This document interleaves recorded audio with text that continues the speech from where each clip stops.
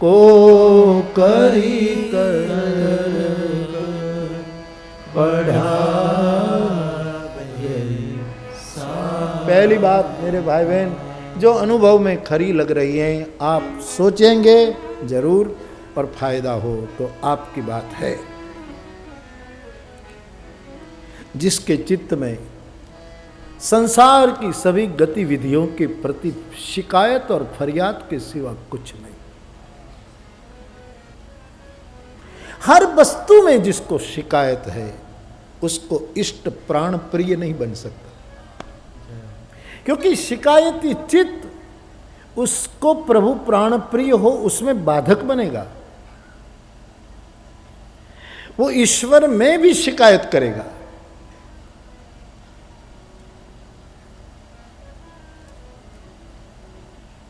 कभी कभी समर्पित लोग भी शिकायत कर बैठते हैं।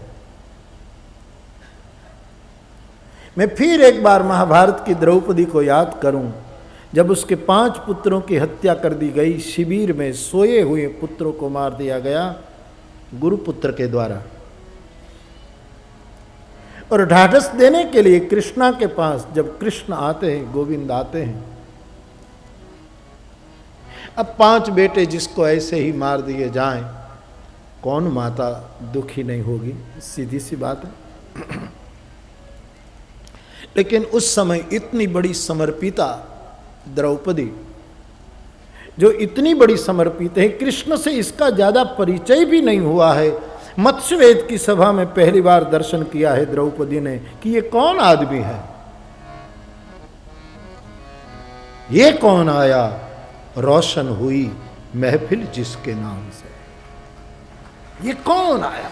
पांडव तो बेचारे उसके तेज में कुछ, और पूरी सभा मलान थी साहब जब कृष्ण ने प्रवेश किया है इन पांडवों को लेकर। द्रुपद का ये स्वयंवर अपनी बेटी की द्रौपदी के लिए जो चुनाव होना था, पूरी महफिल, पूरा दरबार, पूरा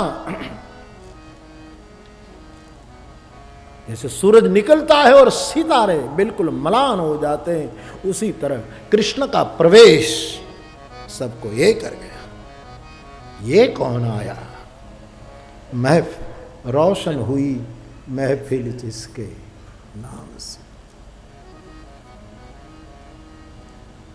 द्रौपदी ने देखा, ओ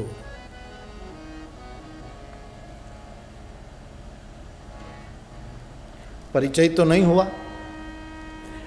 फिर 1-2 प्रसंग है जहां महाभारत में द्रौपदी, लेकिन प्रगाढ़ परिचय नहीं हुआ है। परिचय पहचान नहीं बना है अभी, परिचय विलग अवस्था है, पहचान विलग अवस्था। परिचय दूसरा कराता है, पहचान खुद को करनी पड़ती है। कोई कहता है फला भाई है, देखो ये हमारे रिश्तेदार है, परिचय। पहचान कुछ और बात है।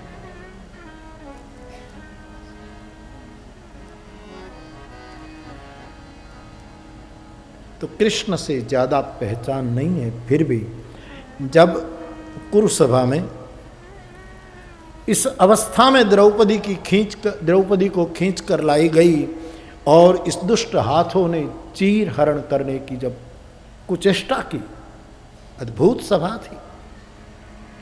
दुनिया की परम बुद्धिमताएं वहां विग्रह धारण करके बैठी थी।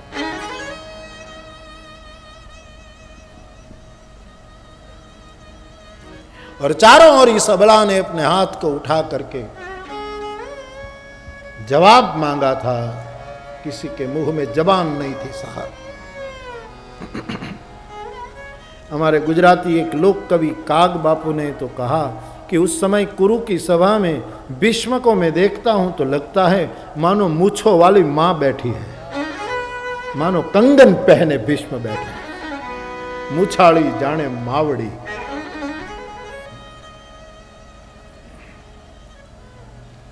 दुशासन रूपी दरिया में द्रौपदी नी डोले नावड़ी।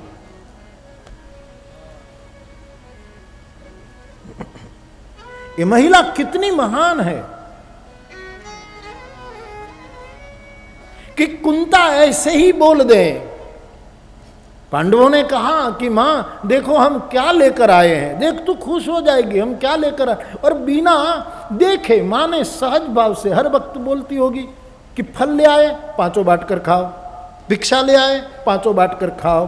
और उसी एक सहज स्थिति में माँ ने कह दिया कि जो आप ले आए पांचों बांट कर रखो। और इसी वचन पर द्रौपदी बट गई।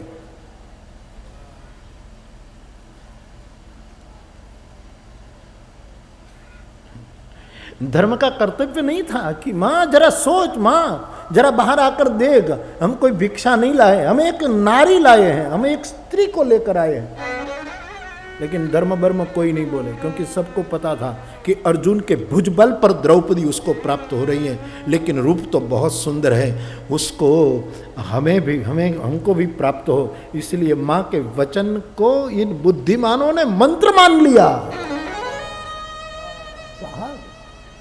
महाभारत के कुरुवंशी पात्र यानी दुर्योधनादि जितनी आलोचना के अधिकारी हैं, कभी कभी पांडव भी इतने दूध के धुए नहीं है। व्यासपीठ से यदि निर्णय करना हो तो कुटस्थ तटस्थ निर्णय करना पड़ेगा, वरना पक्षपात हो जाए। वरणागी था नकुल, भविष्यवेता शास्त्रज्ञ था सहदेव, क्यों कोई नहीं बोले? कोई भी बात में एक दुलार भरा पात्र वृकोदर कभी भी बीच में बोल सकता था। माँ की एकदम जैसे बच्चा विनोद करे ऐसे कुंती से विनोद करता था, उसको कहना चाहिए, अरे माँ तू क्या बोल रही है, ये तो द्रौपदी है। कोई नहीं बोले। अरे चलो वो न बोले, लेकिन माँ को तो सुधार करना चाहिए था कि अरे बेटा मुझे तो लगा कि तुम कोई भिक्षा ले आए, इसलिए ये तो द्रौपदी है बेटा। अच्छा अच्छा बेटा, अच्छा अच्छा, बदल सकती है माँ, इसमें कोई आवा का वचन पाड़वाना न हो। ये रघुकुल रीति नहीं है, ये कुरु रीति है साहब। रघुकुल रीति बिलक वस्तु है, ये कुरु रीति है।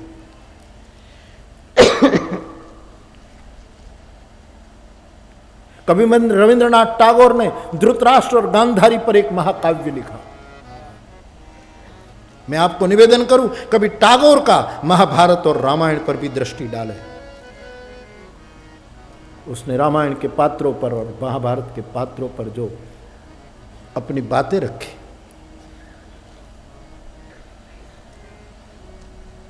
जब द्रौपदी को महाभारत के इस कुरु सभा में लाई गई और गांधारी ने जब ये जाना, तब वो जैसे ये घटना घट गई और सीधी आग बबूला होकर धृतराष्ट्र के सामने टैगोर की गांधारी, शांति निकेतन की गांधारी,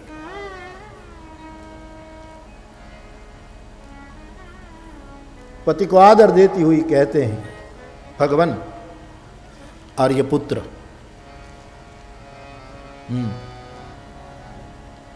मैं यदि आपकी पत्नी हूं, आप मुझे सराहते हैं, तो एक वचन मांगती हूं, अभी ही हुक्म करके दुर्योधन का त्याग कर दो। क्यों? दुर्योधन राज्य के योग, दुर्योधन जैसे बेटे पर मुझे नाज था, लेकिन उसने अपने सामर्थ्य का दुरुपयोग किया। मैं एक नारी हूं, द्रुपद कन्या भी नारी है, ऐसे बेटे की मां होने से तो बेहतर है बांझ रहना, उसको त्यागो। धृतराष्ट्र ने कहा कि ये मुझसे नहीं हो पाएगा।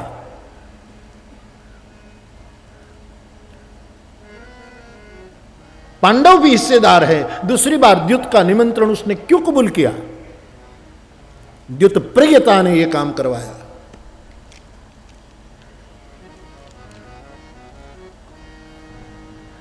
धृतराष्ट्र पूछता है, दुर्योधन को त्याग दूंगा तो मेरे पास क्या बचेगा? गांधारी ने कहा, साफ सुन लो, दुर्योधन को त्याग दोगे तो आपके पास धर्म बचेगा, और जिसके पास धर्म बचेगा उसके पास सब कुछ बचेगा। धर्म गया कुछ नहीं बचेगा। और धृतराष्ट्र मानते नहीं, टागोर का धृतराष्ट्र नहीं मानता। और एक सुंदर प्रवेश दिखाते टागोर, पांडव और द्रौपदी निकलते हैं, जाते हैं। इस दृश्य को देख कुंता कह सकती थी कि मैंने तो ऐसे बोल दिया बेटा, हाँ वो तो व्यक्ति है, व्यक्ति का बंटवारा, जमीन जायदाद का करो ठीक है, व्यक्ति का बंटवारा। और खबर नहीं मेरे देश की कई द्रौपदियां ऐसे बट जाती हैं,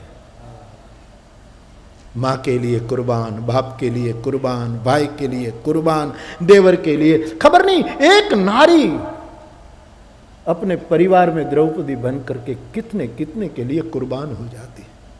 पति के लिए उसका एक रूप, माँ के लिए, सास के लिए एक रूप, अग्नि में ही रहती है। द्रौपदी तो अग्नि से पैदा हुई, और देश की वर्तमान कई द्रौपदियां तो केवल और केवल अग्नि में जी रही, लपटे।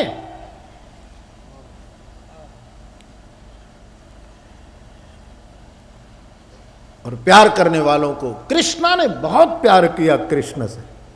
हाँ साहब, मैं फिर एक बार कुंवर बेचैन साहब का वो शेर उद्धृत करूं कि इसमें लपटे भी हैं रवानी भी, इसमें लपटे भी हैं रवानी भी, प्यार अग्नि भी है, प्यार पानी भी, ये दोनों खलबन पावक ज्ञान घन है। ये दर्द देता भी है, जान लेता भी, प्यार दानी भी है, प्यार याचक भी, प्यार दानी भी, वो याचक भी है और दानी भी। उसकी आंखें आंखें नहीं किताबें, उसकी आंखें आंखें नहीं किताबें हैं। इसमें कविता भी, कहानी भी, काव्य भी होता है और कथानक भी हुआ करता है। बट जाती है द्रौपदियां, बेटे के लिए, बेटी के लिए, सास के लिए, ससुर के लिए। और ये सब एक स्त्री को आप बार बार टोक टोक करो, एक स्त्री के माँ बाप की बात उसको सुना सुना कर उसको लज्जित करने की कोशिश करो, ये चीरहरण नहीं है तो क्या है। किसी बहू बेटी आपके घर में हो और तुम कहो तेरा बाप ऐसा, तेरी माँ ऐसी, तेरा भाई ऐसा, तेरी बहन ऐसी, ये उनके चीर उसने तो 999 खींचे और कृष्ण ने भरे, हम और तुम्हारा समाज तो 9-9 करोड़ तीर खींच रहे हैं। बेपर्दा करने की समाज की चेष्टा। औरत ने जन्म दिया मर्दों को, औरत ने जन्म दिया मर्दों को, और मर्दों ने उसको बाजार किया। औरत ने जन्म दिया मर्दों को, और मर्दों ने उसको बाजार किया। औरत ने जन्म दिया मर्दों। नारी बट जाती है साहब, अपने भाव को, अपने प्रेम को खबर नहीं किन किन को भरने के लिए ये प्रसाद की तरफ बट जाती है। नारी भारत की दृष्टि में एक प्रसाद है, विषाद नहीं है, प्रसाद है, मातृशक्ति प्रसाद। नेपोलियन जैसा खूंखार आदमी, विजय के सिवा जिसके दिमाग में कोई सूत्र नहीं था, नेपोलियन की मां देखिए, मां कोई भी हो, विदेशी हो ही नहीं सकती, स्वदेशी ही हुआ करती। मां कभी विदेशी नहीं हो सकती, चाहे नेपोलियन की हो, चाहे लिंकन की हो, चाहे बर्ट्रैंड रसल की हो,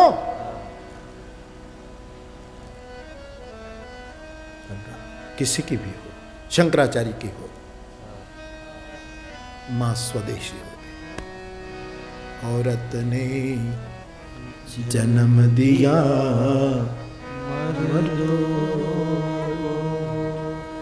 मर्दों को, मर्दों ने बाजार किया, औरत ने जन्म दिया मर्दों को। उस काल की जो व्यवस्था रही होगी उस स्थूल व्यवस्था में हम न जाएं, सूक्ष्म विचार करें कि नारी 5 में नहीं, अपने प्रेम को खबर नहीं कितने लोगों में बांट देती। एक ऐसी हवा है कि सबके नासापुट भर देती। केवल शरीर की बात नहीं है यहां, नारी की जो महक है किन किन को नहीं भरती है।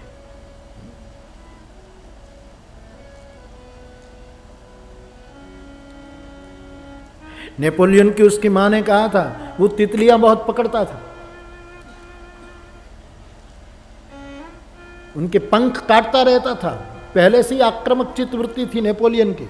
उनकी एक बहन भी थी, मां ने कहा तुम तितलियां पकड़ लेकिन आंगन के बाहर मत जाना, गए तो देखना। एक बार तितलियां पकड़ता था, तितली उड़कर दीवार के बाहर गई, बहन और भाई छिपकर मां को पता न लगे दीवार नांग कर तितली के पीछे भागे पंख पकड़ने के। इतने में एक कोई लड़की अपनी कोठरी में उसमें अंडे थे बेचने जाती थी, भाई बहन नेपोलियन और दोनों टकरा गए, वो लड़की गिर गई, उसके अंडे सब फूट गए, रो पड़ी।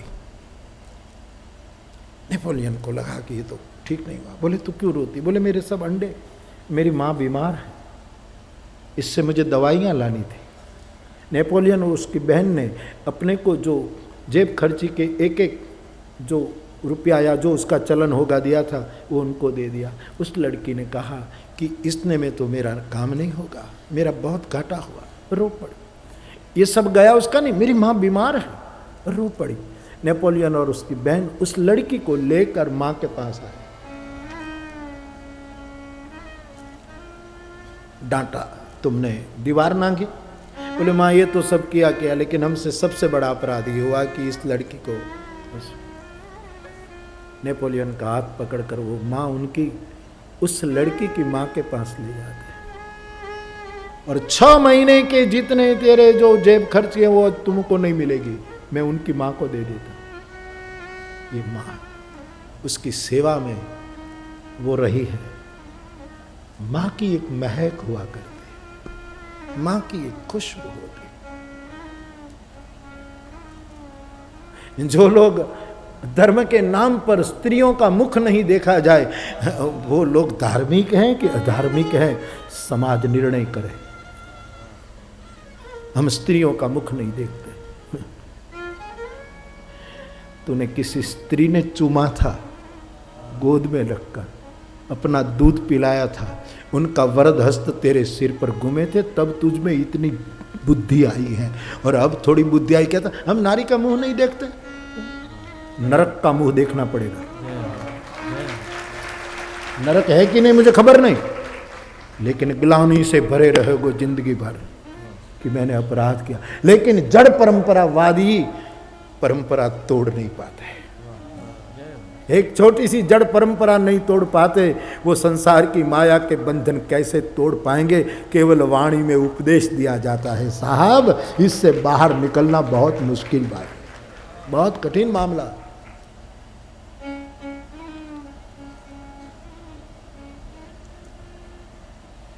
औरत ने जन्म दिया मर्दों को, मर्दों ने उसे बाजार किया।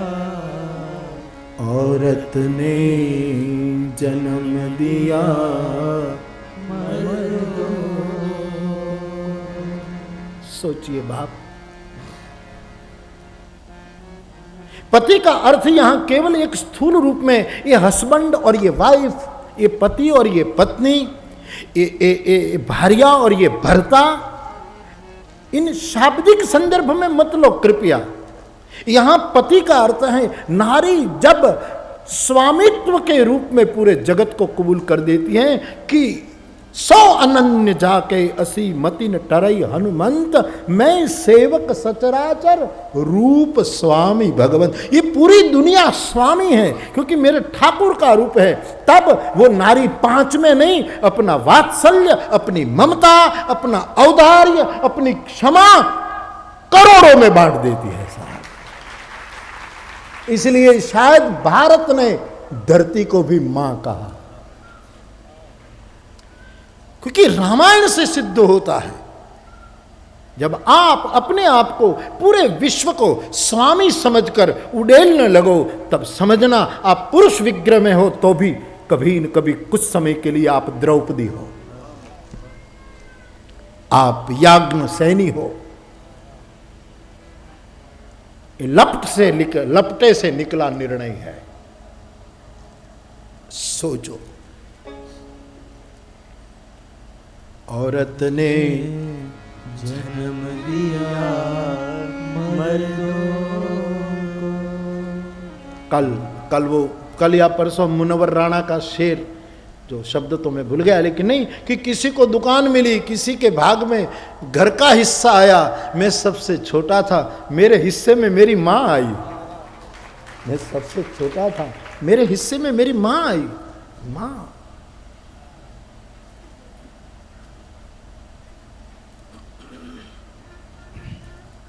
ये द्रौपदी।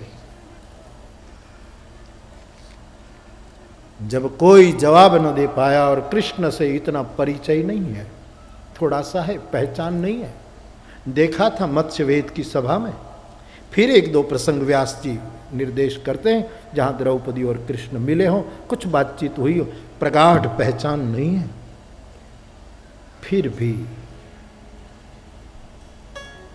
दुष्ट हाथ जब वस्त्र खींचने लगे, तब द्रौपदी को लगा कि पुकारने जैसा यदि इस विश्व में कोई हो तो केवल गोविंद है।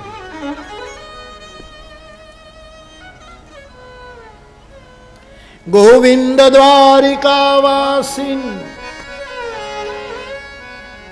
हे गोपी जनप्रिय, हे कृष्ण। पहचान नहीं है साहब, पहचान हो और आप पुकारोगे भाई साहब आपकी और हमारी, इतना प्रगाढ़ पहचान नहीं है। भरोसा तो अज्ञात में छलांग है। गिनती करके भरोसा करे, उसके भरोसे की कीमत 2 कौड़ी भी नहीं आती साहब। भरोसा तो बल्मीक राफड़ा जो होता है उसमें हाथ डालना है, कब बोरिंग निकले क्या पता। भरोसा।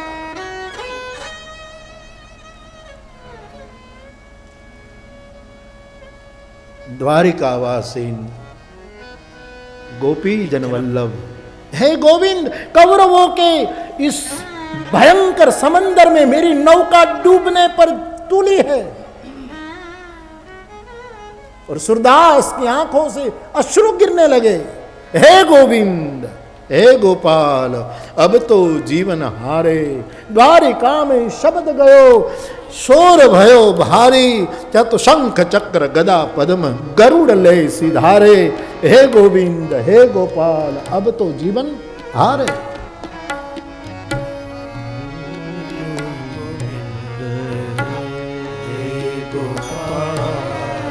अब तो जीवन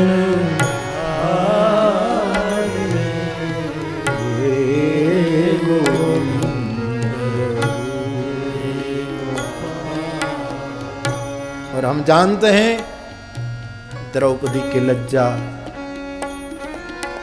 वस्त्रावतार हुआ प्रभु का और बच गई।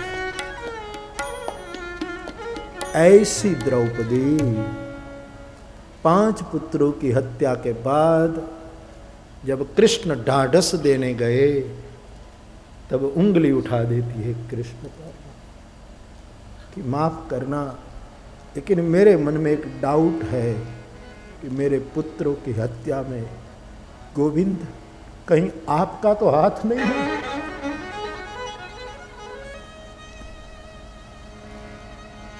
महाभारत दर्शन से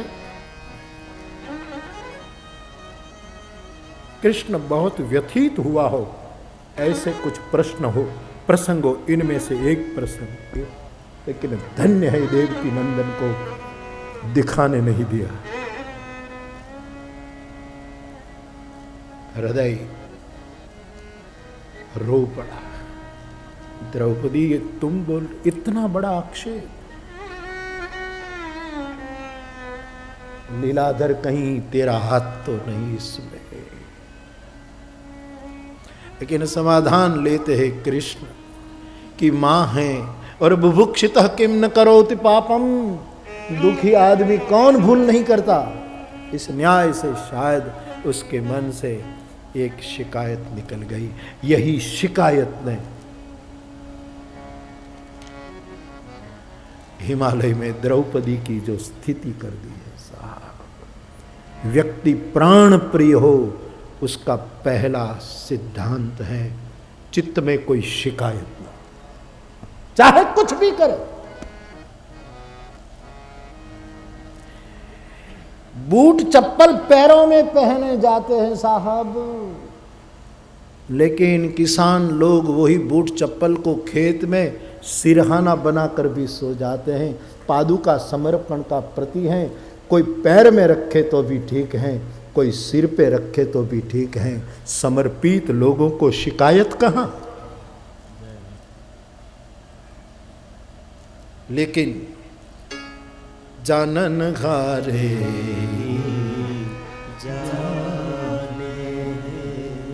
ये जानन घारे जाने हैं बस वही पहचाने हैं। यहाँ जो जाने हैं बस जाने हैं।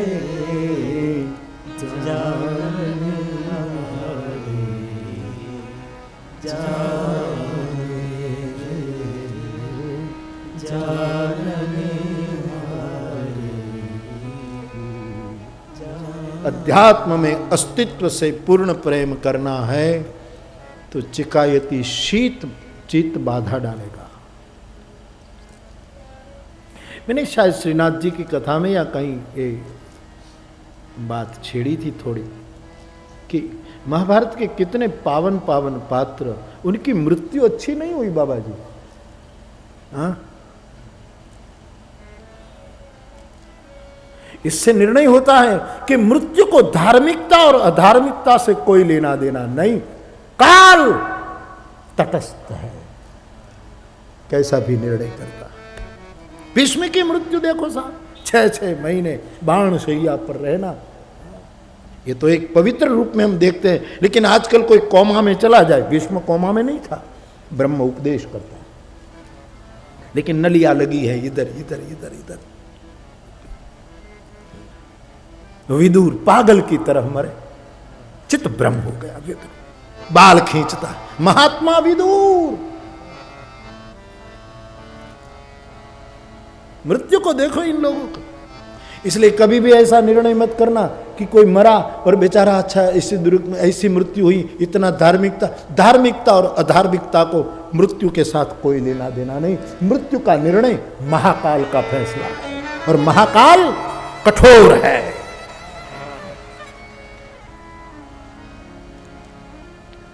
लोग क्या कहते हैं, अरे बेचारा इतना जप करता था और एक्सीडेंट में मर गया।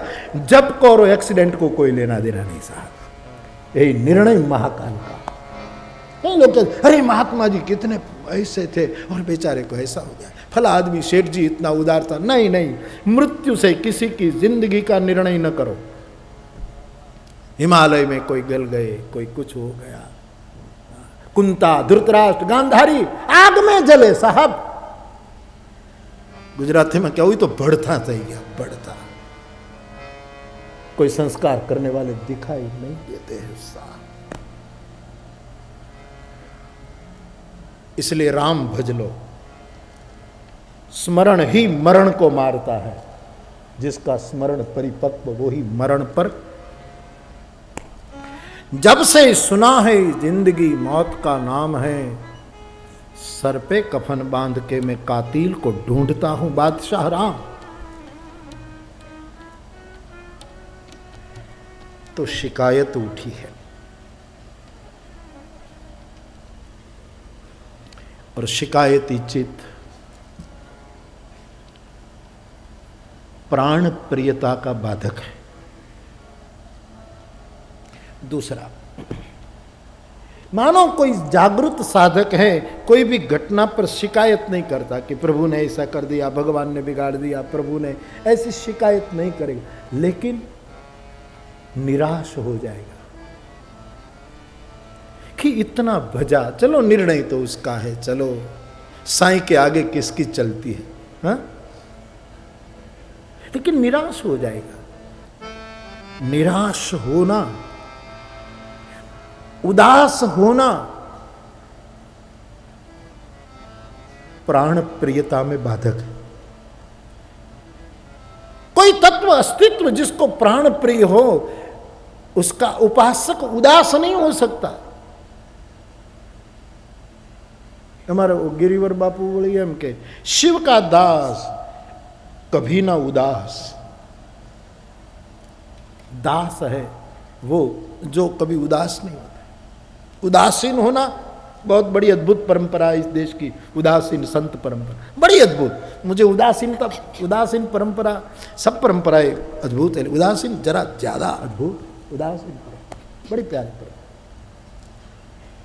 जरा सबसे ऊपर उठकर बैठ गए उदासीन। मंच पर बैठकर पूरी दुनिया का मेला देखते हैं साहब, वो उदासीन। राम को वनवास नहीं दिया था कैकेयी ने, कैकेयी ने राम को उदासीन बना दिया। बेटा सोने के सिंहासन पर, वो तो धरती पर है, कितना भी ऊंचा हो रघुकुल का सिंहासन, लेकिन इतनी तो ऊंचाई नहीं बेटा। तू वन में जाएगा ना तो तापस वेश विशेष उदासी 14 वर्ष राम बनवा, तू इतना उदासीन हो जाएगा कि पूरी दुनिया तुमको देखकर शरण में लीन हो जाएगी। इतना उदासीन बना। प्राण प्रियता का दूसरा बाधक तत्व है निराशा। साधक को निराशा कैसी? साधक में एक निराशा होनी चाहिए, कोई आशा नहीं। निराशी, निराश्रित कहते हैं ना, निराशी, निराशी, निराशी का अर्थ है जिसकी आशा समाप्त हो, कोई आशा नहीं। आशा पाश शतैर बद्धा काम क्रोध परा। निराश नहीं होना। मैंने आगे 2-3 दिन पहले कहा, फिर मैं दोहराऊं, उस पर मैं डटा रहूंगा साहब, जन्म जन्म डटा रहूंगा इस वाक्य पर कि यहां तुम जो भी चाहो अस्तित्व को पूरा करना ही पड़ेगा। समय इस जन्म में हो या कोई जन्मों के बाद हो, लेकिन चाहा वो मिलेगा। आपको 30 साल के बाद कोई घटना घटे और आपकी चाही हुई बात बने तो सोचना 30 साल पहले आपके अज्ञात चित्त में कभी एक क्षण के भी लिए भी ये बात उठी होगी कि शायद हमारे जीवन में ऐसा हो तो कैसा। लेकिन जब घटना घटती है तब बीज हम भूल जाते हैं कि कब ये बोया था। यहां चाह की नहीं और अस्तित्व ने पूरी नहीं की। निराशी क्यों हुए? आशा छोड़ दे, भरोसा रखे।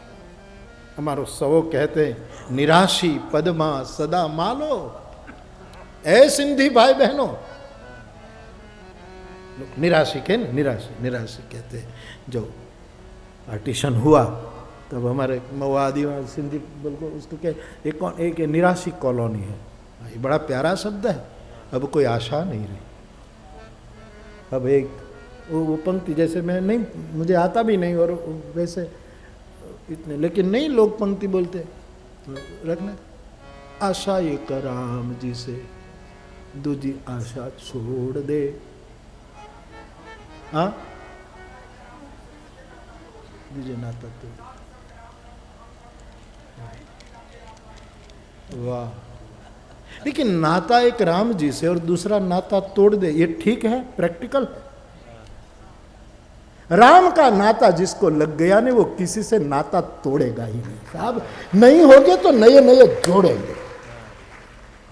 ये पंक्ति का मैं विरोध नहीं कर रहा हूं, लेकिन मेरे जहन में नहीं बैठती तो मैं क्या करूं। कुछ पंक्तियां मुझे बमन कराती है। I can not accept it, can't accept. प्रणाम करता हूं। तुलसी कहता, मेरा गोस्वामी तुलसी कहे मां का नाथ राम मिल जाए तो भी, मिल गया राम विभीषण को, नाते तोड़ने गया तो प्रभु ने मना किया, सब कर ममता ताग बटोरी, मम पद मनहु बांधि बर डोरी।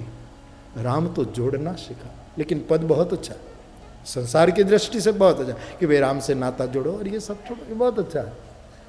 हमारे बस बुधु हर कोई बहु बात तो पहुंची जाए।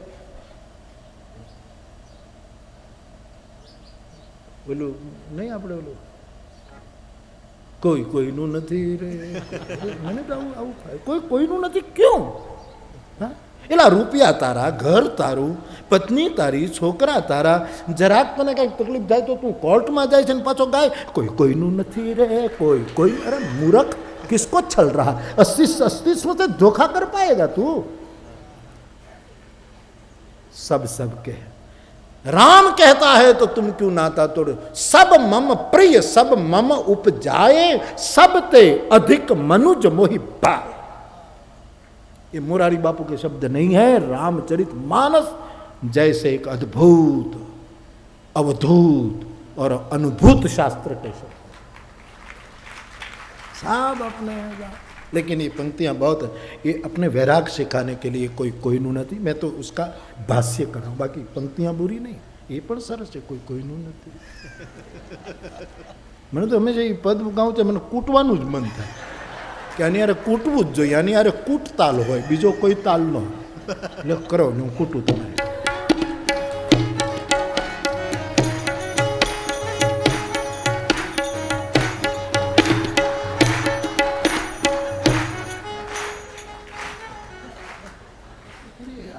लेकिन बड़ी सुंदर, ये पद भी बहुत सुंदर है, कोई कोईनू नहीं। जब यहाँ से जाना होता है तो कोई किसका कहाँ होता है। बड़ी बड़ी अच्छी प्यारी किसी महापुरुष ने ये पंक्ति लिखी है, उसको उसी अर्थ में हम ले तो क्या भाई। निराशी पदमा सदा मालो, गगन गढ़मा रमवान्या। साधक तो गगन गढ़ में लिफ्ट हो जाता है, उदासीन बन जाए, अस्तित्व करुणा की लिफ्ट में बिठाकर उसको ऊपर उठा लेगा। समः सर्वेषु भूतेषु मद भक्तिम लभते पराम, उसी तरह साधक ऊपर उठ जाए।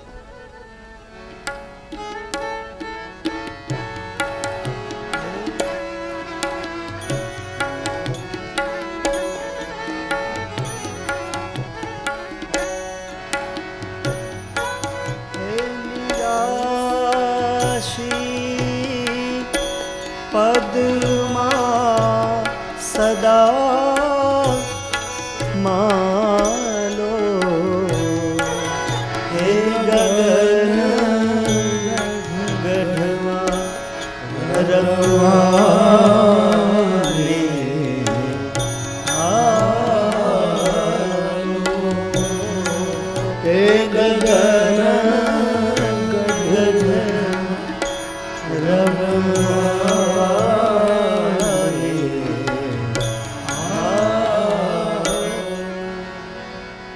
राम कथा उसको विशेष सुखदायी होगी जिसको हरि, जिसको परमात्मा, जिसको परम तत्व प्राणाधिक प्रिय हो। लेकिन प्राणाधिक प्रियता का दूसरा बाधक तत्व है बार बार जीवन में हताशा, निराशा।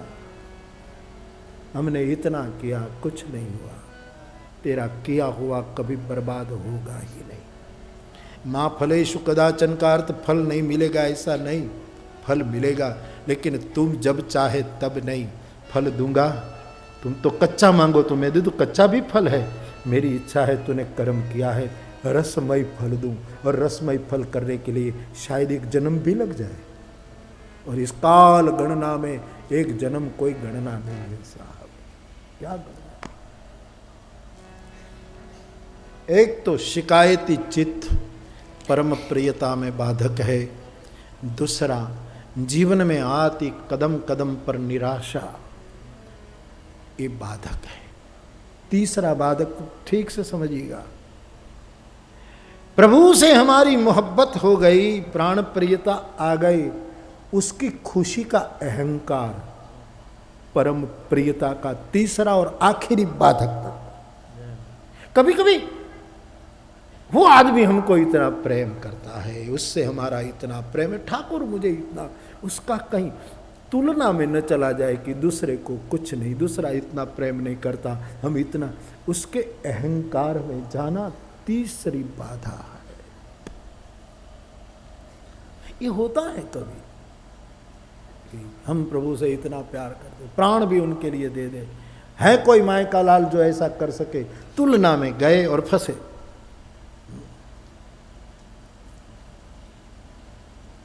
वहां अहंकार अति दुखद डमरुआ बन करके साधक की इस अध्यात्म यात्रा को विक्षिप्त कर सकता है। राम कथा उसको विशेष सुखदाई होगी जिसके चित्त में प्रभु का कोई भी निर्णय हो शिकायत न हो। इतना करने के बाद भी परिणाम जब हम चाहें तब न मिले तो निराशा न हो, और शायद परिणाम मिल जाए तो इसका अहंकार न हो। ये तीन ही सीढ़ियाँ मेरी व्यासपीठ के अनुभव में उतरी हैं, सो मैंने आपकी सेवा में आखिरी दिन रखी। ये 3 पहिया वाली साइकिल है, 2 पहिए वाली साइकिल बड़ा मुश्किल है, 1 पहिए वाली साइकिल तो सर्कस वाले चला सकते हैं, यानी एक हर किनो लह के हाल है, एक सर की, और 2 पहिए वाली भी बहुत कुशलता आती है तब चलती है। 90 फुट चौड़ा रास्ता हो और कोई रास्ता ना हो, हमारे लिए ट्रैफिक बंद कर दिया हो, लेकिन साइकिल सीखता है ना, वो इतने चौड़े रास्ते में भी इलेक्ट्रिसिटी के खंभे पर ही जाएगा।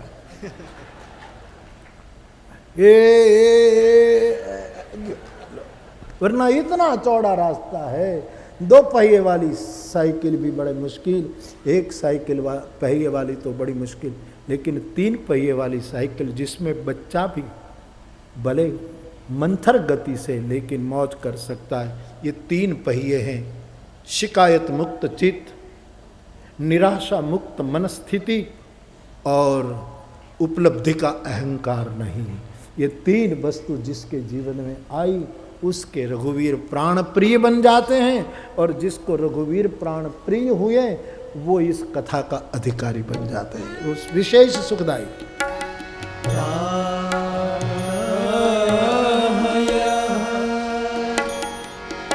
विशेष सुखदाई जिनहि प्राण प्रिय श्री रघुराम राम कथा के तेई अधिकारी जिनके सत संगति अति प्यारी जिनके सत संगति अति मेरे भाई बहन, इन दिनों में हम राम कथा के अधिकारी कौन उसकी कुछ चर्चा कर रहे थे। वैसे तो उसका कोई नामकरण में नहीं, क्योंकि मैंने सोच समझ करके कोई पंक्तियाँ ऐसे ही प्रवाह में आई उठा ली, इसलिए मानस राम कथा ही रख दियो। क्यों, बाकी ये मानस अधिकारी के रूप में तो एक कथा ऑलरेडी हो चुकी है, लेकिन फिर वही चर्चा, खबर नहीं किस संदर्भ में हुई, कब। अध्यात्म रोज नया होता है साहब, बासी और पुराना अध्यात्म हो ही नहीं साहब।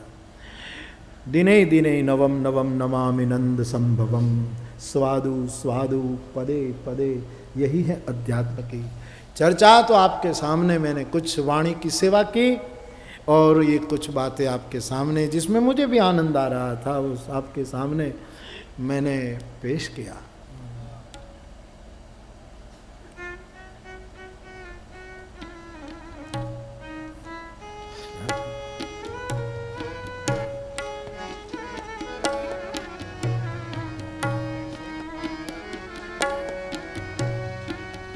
सतनाम साक्षी सर्वाधार,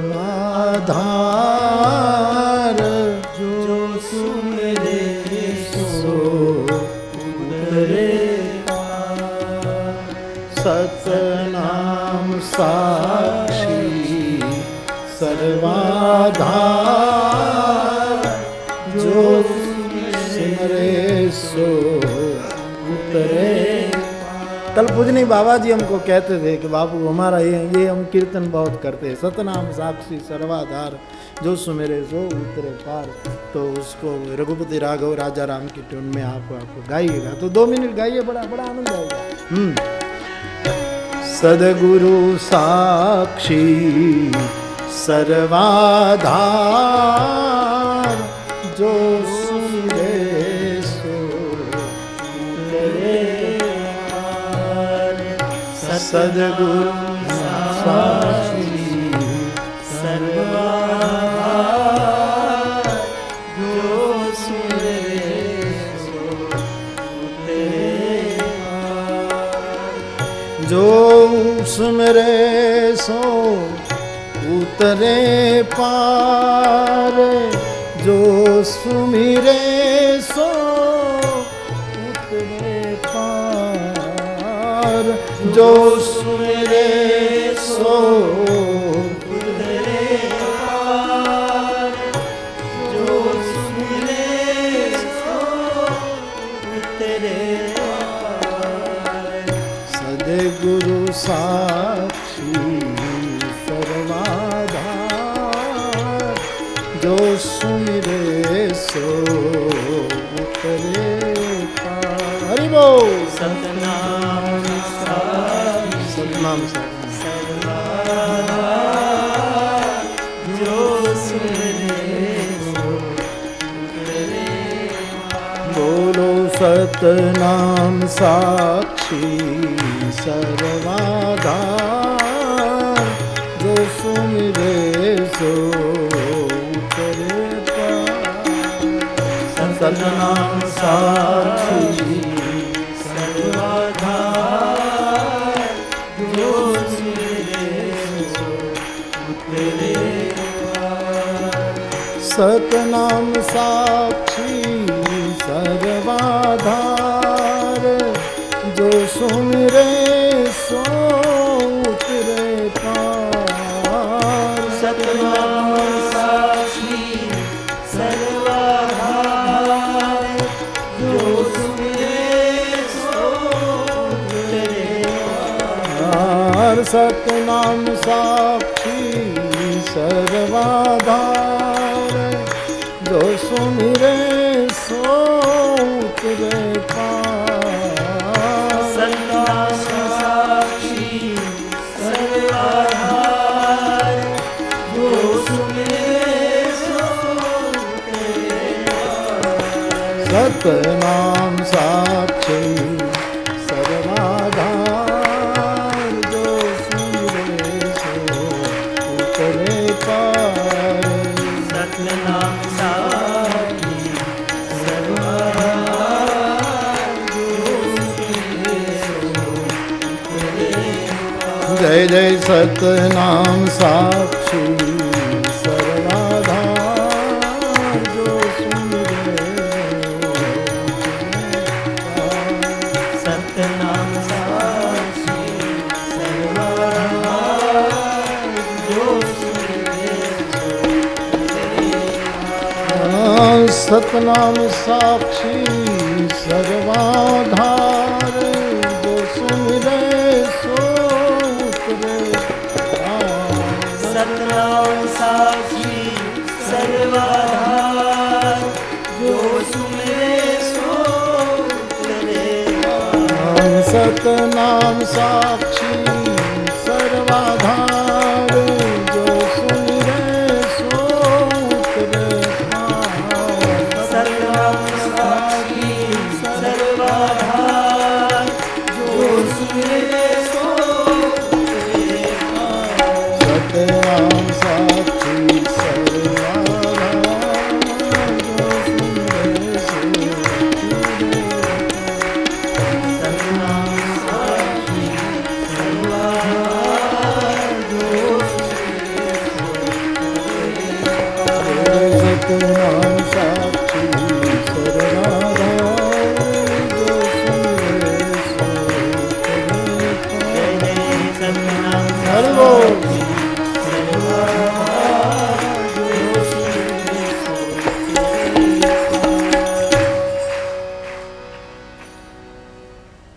रावण को एक बार फिर समझाने की कोशिश की गई अंगद के द्वारा, लेकिन युद्ध अनिवार्य हो गया।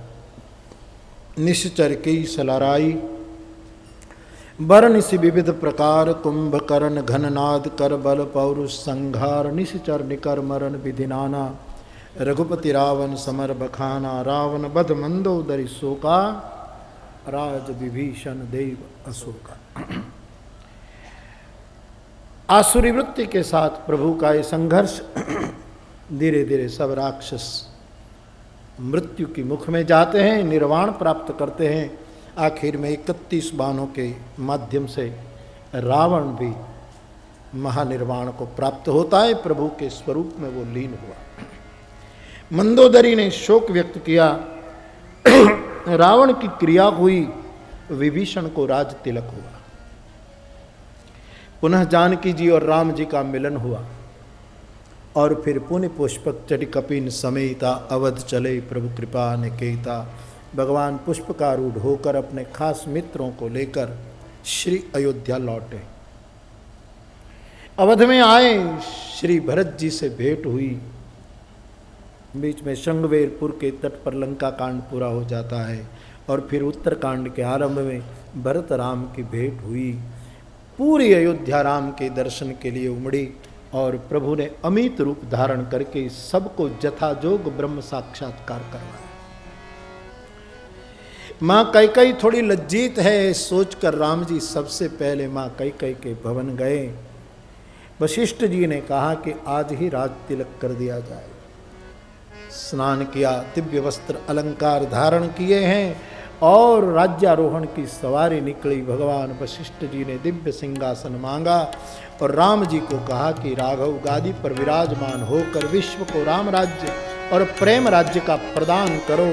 राघव और जानकी गादी पर विराजित हुए और सबसे पहले राज तिलक करते हुए वशिष्ठ जी ने भगवान के भाल में राम राज्य का तिलक किया और बाबा की लेखनी गा उठी।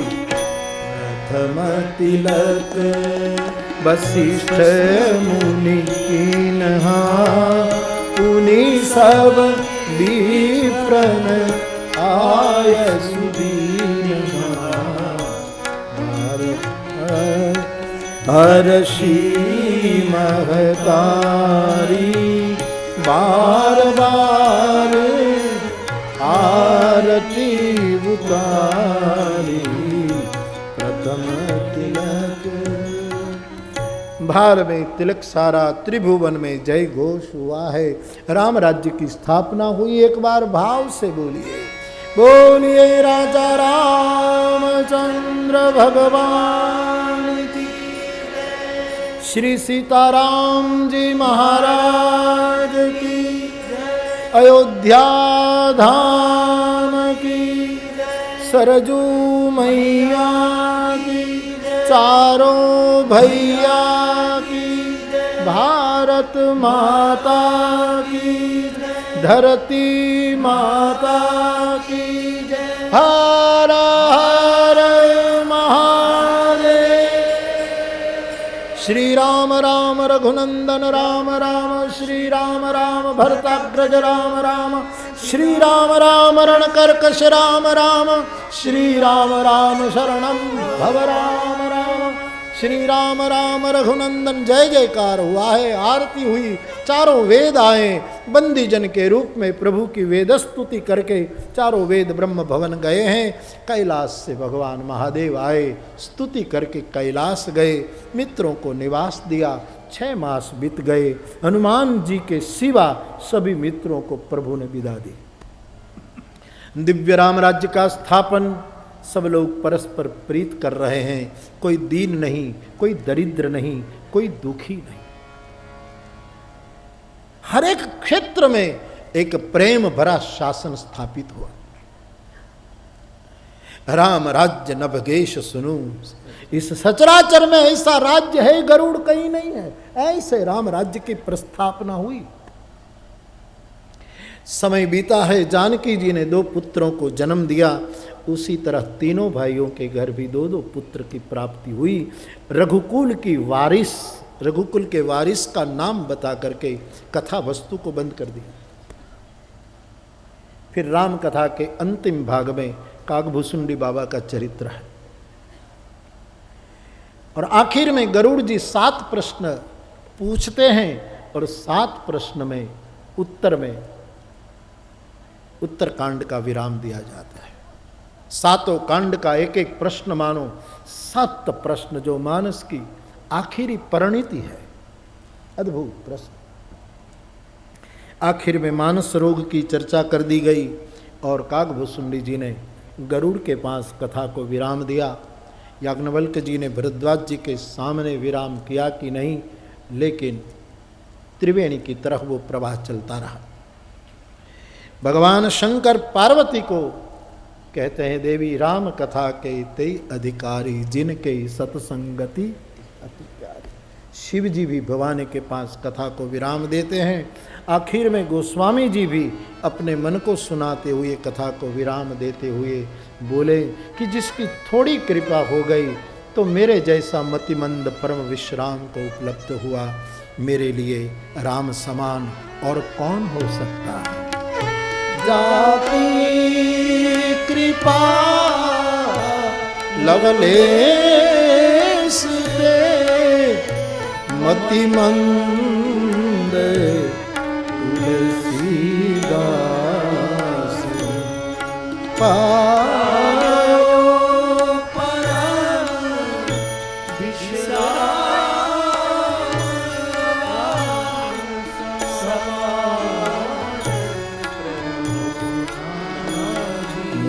समदीन नदीन हित तुम समान रघुवीर। अस विचारी रघुवंश मणि हरहु विषम भव। कामी नारी प्यारी जिमि लोभी प्रिय जिमि दाम।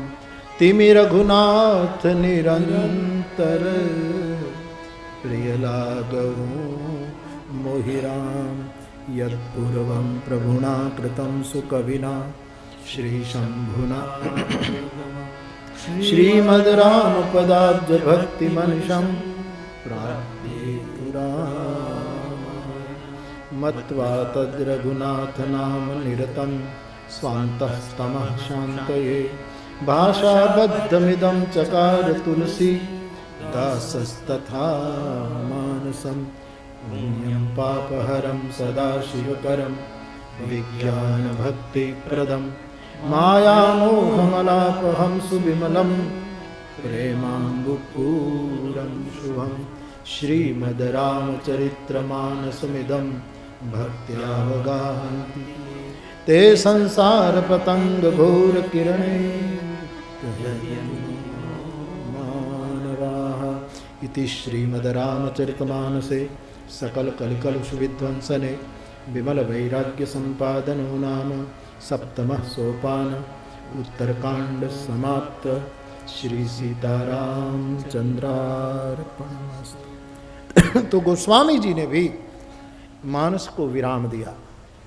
मेरी व्यासपीठ इन चारों परम आचार्यों की आशीर्वादक छाया में उल्लासनगर की इस भूमि पर बाबा जी के शिव संकल्प को उनकी इच्छा से पूरा करने के लिए 9 दिन के लिए मुखर हुई थी। आज मैं भी इस कथा को विराम दूं। इससे पूर्व 9 दिन तक बहुत गाया गया, बहुत बोला गया, लेकिन मेरे भाई बहन इस 9 दिनों में से कोई एक बात भी आपके रुचि के अनुकूल हो गई हो और वो आप पकड़ लेंगे तो मुझे लगता है कथा विश्राम दे देगी। आज भी कई भाई बहनों ने पूछा कि बापू इतने सूत्र आते हैं हर कथा में कि ले क्या, वो समझ में नहीं आता। अब भंडारे में तो कितनी रसोई बनती है और आज तो अन्नकूट है। देखो ठाकुर जी, ये सब थोड़ा खाया जाए।